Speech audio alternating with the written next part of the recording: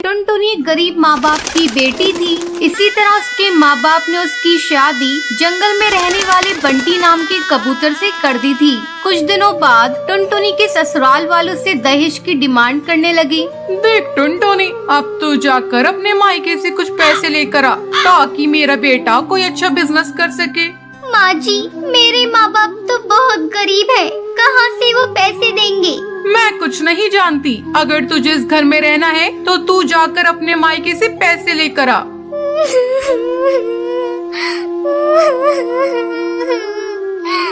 ठीक है माँ जी, मैं जा रही हूँ, लेकिन मुझे नहीं लगता कि मेरे माँ बाप आपकी डिमांड को पूरा कर सकेंगे। अगर तू पैसे लेकर नहीं आएगी तो तू वहीं रह जाना, यहाँ आने की कोशिश भी मत करना। मेरा बेटा जवान है, मैं उसकी दूसरी शादी कर दूंगी। मजबूरी में टुनटुनी अपने मायके जाती है, लेकिन अपने माँ बाप की हालत देखकर वो उनसे कुछ कहती नहीं है। एक दिन टुनटुनी को उल्टी होने लगती है। क्या हुआ बेटा, तुझे उल्टियाँ क्यों हो रही हैं? बेटा मुझे ऐसा लग रहा है जैसे तू माँ बनने वाली है। ये सुनकर टुनटुनी चिंतित हो जाती है और अगले ही दिन अपने ससुराल जाती है। आ बहुआ, ये ले मिठाई खा। तेरी माँ ने पैसे दिए हैं ना, मैं कल ही बंटी का नया बिजनेस शुरू करवा दूंगी।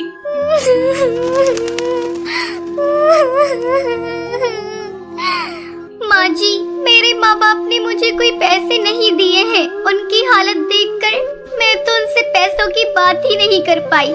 तू यहाँ क्यों खड़ी है? चल निकल मेरे घर से। अब मैं अपनी बेटी की दूसरी शादी किसी पैसे वाली चिड़िया के घर में करूँगी। ऐसा कहकर टुनटुनी की सास बबली कबूतरी उसे धक्के मारकर घर से बाहर निकाल देती है। टुनटुनी रोती रोती अपने मायके जाती है और समय आने पर एक नन्ही चिड़िया को जन्म देती है। टुनटुनी दूसरों के घरों में झाड़ू पोछा करके अपनी बच्ची को पालने लगती है। ऐसे ही कई साल गुजर जाते हैं। एक दिन जब टुनटुनी की बेटी भूरी स्कूल से घर आती है। माँ, ये देखो मेरे जूते फट चुके हैं। मेरी सहेलियाँ मेरा मजाक उड़ाती हैं। मुझे नए जूते ला कर दो, तभी मैं स्कूल जाऊंगी।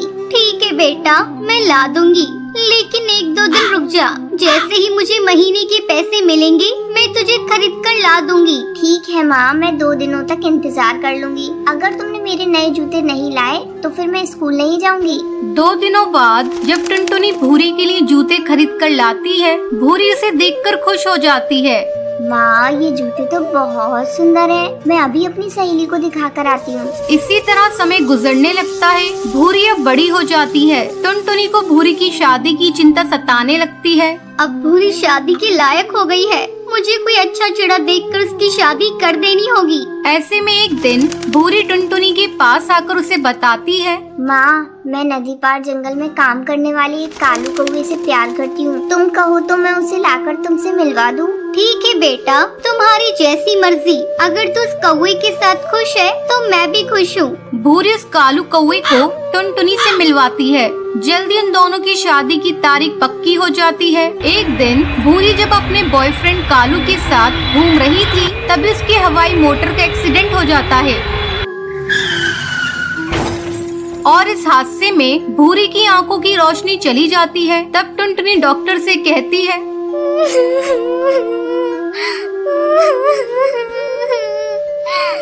डॉक्टर, अब मेरी आंखें मेरी बेटी को लगा दीजिए। मैंने तो बहुत दुनिया देख ली, लेकिन मैं अपनी बेटी को अंधा होता हुआ नहीं देख सकती। टुनटुनी अपनी दोनों आंखें अपनी बेटी को दे देती है। कुछ दिनों बाद जब भूरी ठीक हो जाती है। माँ, तुमने मेरे लिए अपनी आंखों का बलिदान दे दिया। अब मैं तुम्हें अकेला रहने नहीं दूंगी। तुम्हें मैं अपने साथ अपने घर ले जाऊंगी। भूरी की शादी पूरी रीति रिवाज से हो जाती है और वो अपनी माँ को अपने ससुराल ले जाती है। फिर सभी खुशी खुशी रहने लगते हैं। एक जंगल में टुन्नू अपनी पत्नी टूनी और अपनी बेटी टुनटुनी से बहुत प्यार करता था।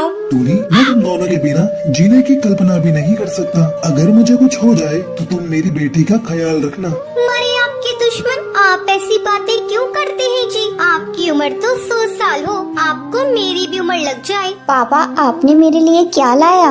बेटा, आज मैं तेरे लिए तेरी मनपसंद जूते लेकर आया हूँ। इसे पहनकर मुझे दिखाओ। टुनटुनी टुनटुनी जूते पहनकर टुन्नू को दिखाती है। पापा ये जूते तो बहुत सुंदर हैं। मैं कल इसे अपनी सहेलियों को दिखाऊंगी। आप दोनों बाप बेटी बातें कीजिए, मैं आपके लिए खिचड़ी बना कर लाती हूँ। टूनी जैसे ही खिचड़ी बनाने के लिए किचन में जाती है, वो बेहोश होकर नीचे गिर जाती है। पापा जल्दी आओ, देखो माँ गिर गई। टुन्नू दौड़कर वहाँ पर आता है। अरे ये टोनी को क्या हो गया? मैं अभी डॉक्टर को लेकर आता हूँ। टुन्नू डॉक्टर को घर लेकर आता है। डॉक्टर टोनी का चेकअप करती है। बधाई हो, आपकी पत्नी माँ बनने वाली है। अब आपको इनका बहुत ख्याल रखना होगा। डॉक्टर के जाने के बाद टुनटुनी बेटा, अब तुम्हारा भाई आने वाला है। मेरे ऑफिस जाने के बाद तुझे ही तेरी माँ का ख्याल रखना है। ठीक है पापा, अब मैं माँ का ख्याल रखूंगी। उन्हें एक भी काम नहीं करने दूंगी। क्यों? मुझे क्या हुआ है? मैं काम क्यों नहीं करूंगी? माँ, डॉक्टर ने आपको आराम करने को कहा है। मैं कुछ नहीं जानती, मैं आपकी एक भी नहीं सुनूंगी। अब से घर का सारा काम मैं करूंगी। मैं अभी जाकर पापा के लिए खिचड़ी बना कर लाती हूँ। अच्छा मेरी माँ, जा और संभाल कर बनाना। टुनटुनी खिचड़ी बनाने जाती है। अरे क्या तोड़ दिया, जरा संभाल कर काम करो। वो कुछ नहीं माँ, चावल का डब्बा नीचे गिर गया था। थोड़ी देर बाद टुनटुनी खिचड़ी बनाकर लाती है। पापा ये लो खिचड़ी, और खाकर बताओ ना कैसी बनी है। टुन्नू खिचड़ी खाता है। खिचड़ी तो बहुत अच्छी बनी है। टोनी तुम भी खिचड़ी खा कर देखो। वाकई टुनटुनी ने खिचड़ी बहुत अच्छी बनाई है। माँ, आज रात का खाना मैं ही बनाऊंगी। बेटा मैं बना लूंगी, तुम इतनी परेशान मत हो। नहीं माँ, तुम आराम करो, मैं कुछ भी बनाकर पापा को खिला दूंगी, तुम भी खा लेना। धीरे धीरे समय गुजरने लगता है। टुनटुनी टूनी को कुछ भी काम करने नहीं देती थी। टूनी की माँ मीनू चिड़िया उसके घर आती है। टुन्नू बेटा, मैं टुनटुनी और टूनी को अपने घर ले जाना चाहती हूँ। ये छोटी सी बच्ची कब तक अपनी माँ की देखभाल करती रहेगी? नहीं माँ, मुझे मायके नहीं जाना। यहाँ टुन्नू और टुनटुनी मेरी बहुत अच्छी तरह से देखभाल कर रही है। मेरी बेटी बहुत सियानी हो गई है, वो मुझसे बहुत प्यार करती है। अच्छा ठीक है टूनी, जब बच्चा हो जाएगा तब मायके आ जाना। ठीक है, मैं अब चल रही हूँ। एक दिन अचानक टूनी के पेट में दर्द होने लगता है। उस समय टुन्नू जंगल लकड़ियाँ लेने गया था। घर पर अकेली सिर्फ टूनी और टुनटुनी ही थी। टुनटुनी बेटा, मेरे पेट पे बहुत जोरों का दर्द हो रहा है, मुझे जल्दी से अस्पताल ले चल।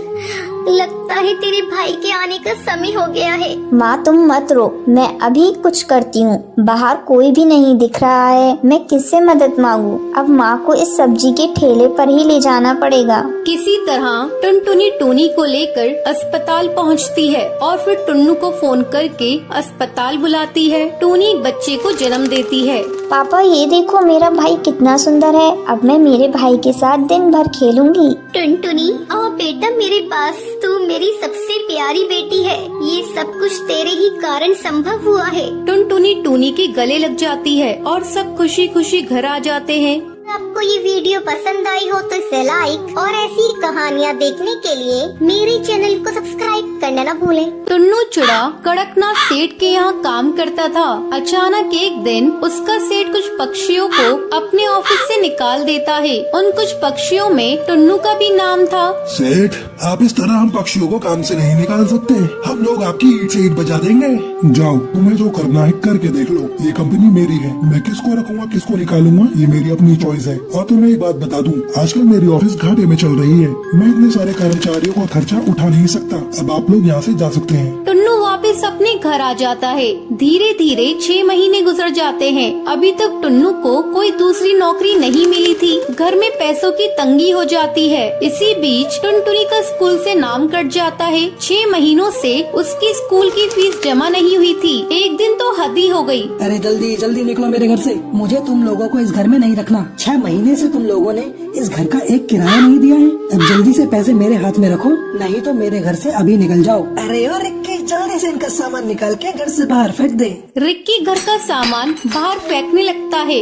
भुल्ला भैया, ये तुम ठीक नहीं कर रहे हो। पहले कभी मैंने आपका पैसा रोका है? इस समय मेरे पति की नौकरी छूट गई है, इसलिए मैं पैसा देने में देर कर गई। रिक्की जल्दी से घर पे ताला लगा। भुल्ला टोनी की एक नहीं सुनता है और घर पर ताला लगा के वहाँ से चला जाता है। टोनी की नौकरानी उन्हें बेबस और लाचार देखकर उन पर तरस खाकर उन्हें अपने घर में ले जाती है।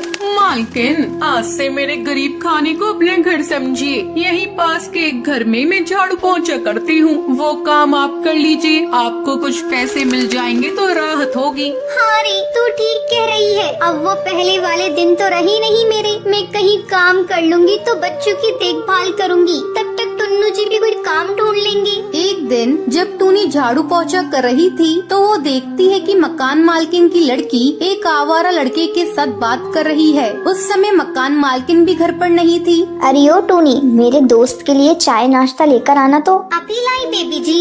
जब वो लड़का चला जाता है, बेबी जी, आप जानती हैं ये लड़का बहुत आवारा है, आप इससे मत मिला जुला कीजिए।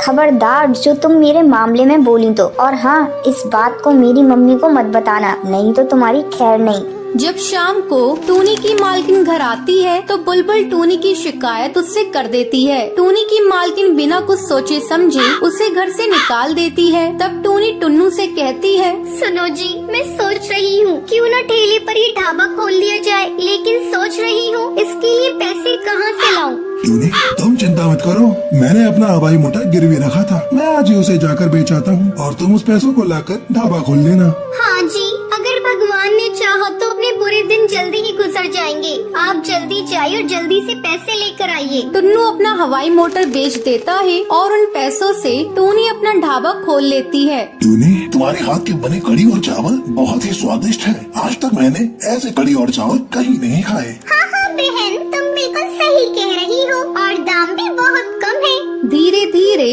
टूनी के ढाबे पर भीड़ लगने लगती है। टूनी इतनी दयालु थी कि वो गरीबों को मुफ्त में खाना खिलाती थी। टूनी की अच्छी कमाई हो रही थी। एक दिन टूनी ढाबे का सामान लेने बाजार जा रही थी, तभी वो देखती है, अरे ये गुंडा मवाली तो मालकिन की बेटी से जबरदस्ती कर रहा है। मैं कैसे मालकिन की बेटी को इससे बचाऊं? टुन्नू को यहाँ फोन करके बुलाती हूँ। टूनी टुन्नू को फोन करके बुलाती है। क्या हुआ टूनी, तुम घबराई हुई क्यों? टुन्नू जी, आप ढाबे के पास पीपल वाले पेड़ पर आ जाइए। वहाँ एक गुंडा मालकिन की बेटी से बदतमीजी कर रहा है। साथ में 2-4 पुलिस वालों को लेते आइएगा। टूनी, तुम घबराओ मत, मैं अभी आया। टुन्नू जल्दी इंस्पेक्टर को लेकर वहाँ पहुँच जाता है। इंस्पेक्टर साहब, जल्दी से इस गुंडे को गिरफ्तार कर लीजिए। इंस्पेक्टर जल्दी से उस कालू बदमाश को गिरफ्तार कर लेता है। तब बुलबुल, टूनी बहन, मुझे माफ कर दे, मैंने तेरे साथ बहुत बुरा किया था। इतनी देर में बुलबुल की माँ भी वहाँ पहुँच जाती है। टूनी, आज तूने मेरी बेटी को बचाकर बहुत बड़ा उपकार किया है मेरे ऊपर। मैं भी तुम्हारे ऊपर एक उपकार करना चाहती हूँ। मैं अपना कुछ पैसा तुम्हारे ढाबे में लगाना चाहती हूँ। अब तुम एक ढाबे की जगह एक बड़ा होटल खोल लो। टूनी, ना मत कहना, मुझे बड़ी खुशी होगी। मालकिन, आज आपकी वजह से मेरा सपना साकार हुआ है। इस होटल का उद्घाटन आप ही करेंगी। हाँ हाँ टूनी, क्यों नहीं। तुम जैसे नेक और भली चिड़िया की मदद करके मुझे बहुत बड़ी खुशी मिली। अब बिना समय गवाए होटल का उद्घाटन करते हैं। टूनी के अब गरीबी के दिन कट चुके थे। अब वो हंसी खुशी अपने परिवार के साथ जीवन बिताने लगी थी।